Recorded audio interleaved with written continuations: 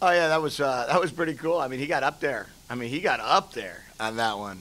I was. You always get nervous when they expose themselves like that when they're that high in the air, you know. So to be quite honest with you, I kind of gasped for a second, you know, and then when I saw him come back down, I was excited, and it was great. That was a big play in the game for us, you know. We were able to hit that run and tempo that, and it was a nice play by him.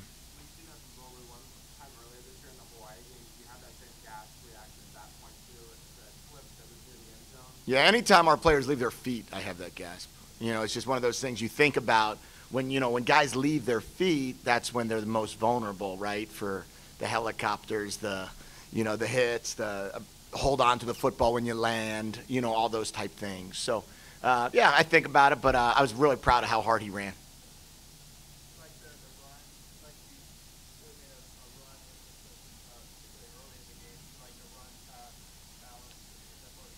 Yeah, I mean, I think that we have. I know we've talked about this each week that we would like that balance every week. I think there's just been a couple of games where the score has dictated the balance to be different, right? But we're not looking to throw the ball 50 times and run it 15. I mean, that is not who we want to be. I know that happened, I guess, Stanford week maybe, but I mean, it was 23-20, and then it was 30-20, and then we fumbled. It was 37-20. You know, things are going in a different direction, you know. But when that's not the case, we're going to be a balanced offense. And I love the fact when you could run the ball on second down and get first downs, when you could run the ball on third down and get first downs. I mean, that changes the game. You know, it changes the ability. Now the play-action game, you know, has more opportunity, let's say, or the pass rush is, you know, maybe a bit of a hesitation because it might be a run. So, yeah, it's great to have that balance. Yeah. Oh yeah. I mean, he really has done everything we've asked of him this whole year, you know. And it started against Texas A&M. He was our starting receiver there, and then you know, we made some changes. Then he had some nice plays against Hawaii, I think it was, and you know, then didn't have much for a couple plays and a couple weeks, and it was great to see him get out there and start in the slot for us. And he does everything you ask. I mean, that's all you can ever ask for a kid, right? I actually made the comment on the headset that when you saw Christian catch that touchdown and you saw the energy and the smile and the passion, I just said, that's why you coach college football. And that's why you do it. So you can see those type reactions from those kids that balance academics and give everything they can on the football field.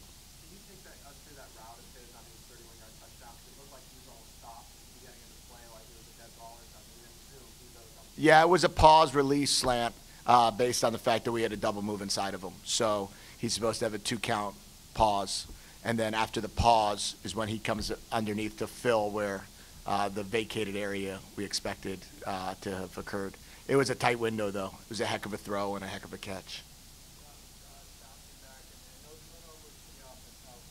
Huge, huge. Because I feel like every time we talk about things when the game doesn't go our way, regardless of yards or points or anything, the focus is on the fact that we've given the ball away.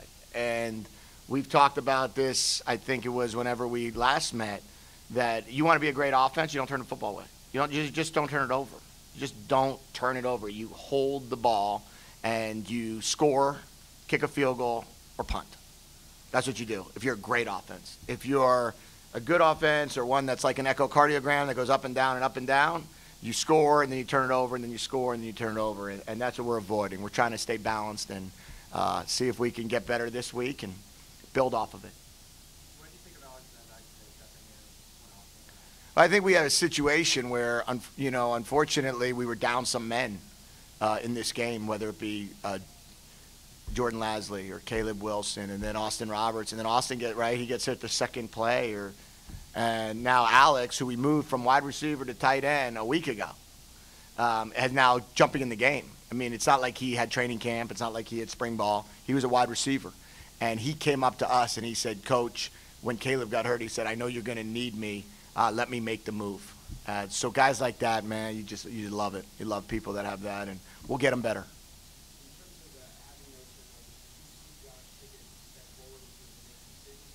Yeah, I thought throwing the ball away was a huge step in the right direction. I think we had a screen call that they gobbled up, and instead of trying to hold it, he just threw it right down into the ground. I think we had a ball that we were trying to throw a vertical route, and they came underneath, or we were in a slant, they came underneath it, he dirted it. Another one he sailed. That's good football, smart football. And we got to build off of that, though. We got to play like that all the time. Great, thank you. Have a great night.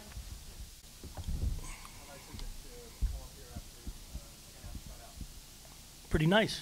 Feel pretty good.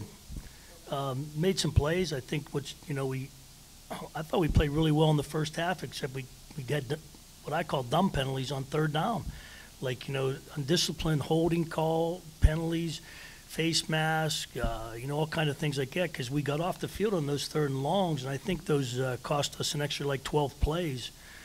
So I was disappointed in that because I thought that we, at that point in the game, we're up, especially 14-0. We could have, got the ball back, let the offense do some more work, at least create a different field position.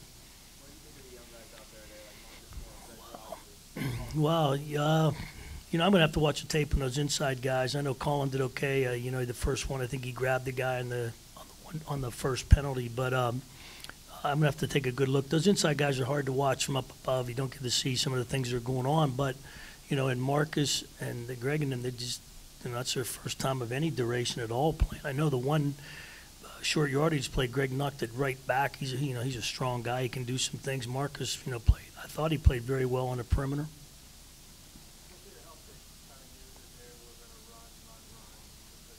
Yeah, that helps us a lot as far as and they're a good running football team. They've got good personnel, and that definitely helped us. And still though, there's those situations that we've got to be more disciplined on the jet sweeps, the fly, whatever you want to call them, the fly sweeps, proper assignments, alignments. Understanding situation. As much as we preached all week when we went to empty, looking for the quarterback draw.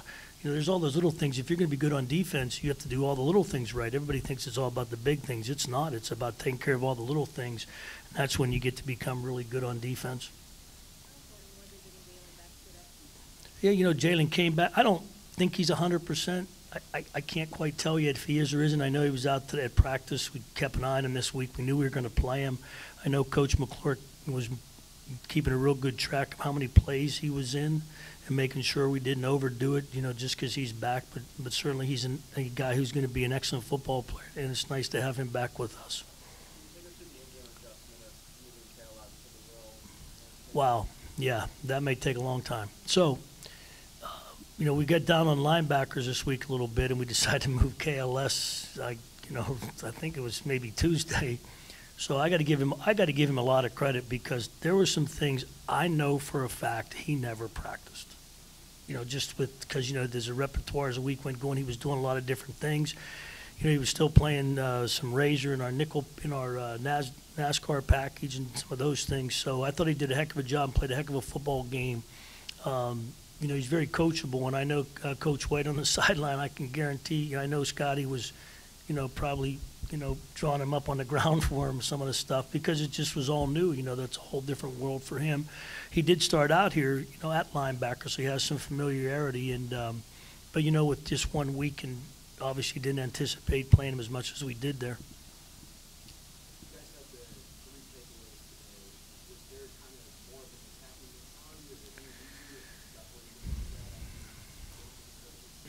They come in bunches. I've been around this a long time. All of a sudden they start to come. You don't get them, and then bang, you get a few of them. And I think, today we got them at some pretty good opportune times for us. And if you're going to be good on defense, you got to get turnovers and create turnovers. And a lot of it has to do with how you tackle and swarm to the football and all those things that go into making sure you're getting turnovers and stripping and ripping. And we've been emphasizing it practice every day, every chance we get, we keep emphasizing it. But I've seen where they do come in bunches. All of a sudden there's none, and then, you start getting them.